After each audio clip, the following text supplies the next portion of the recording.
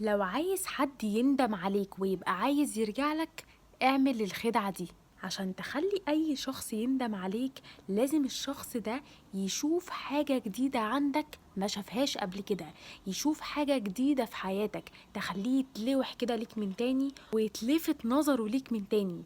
أصل خلينا نشوف كده هو ايه السبب اللي ممكن يخلي الشخص ده ما بيبقاش عايز يرجع لنا.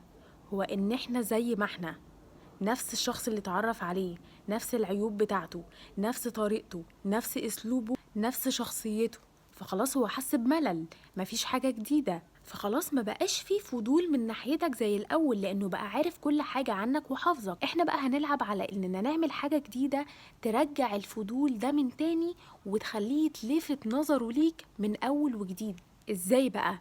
عن طريق إنك تغير كل حاجة هو عارفها عنك وتعمل عكسها. ستايل حياتك اللي هو كان عارفه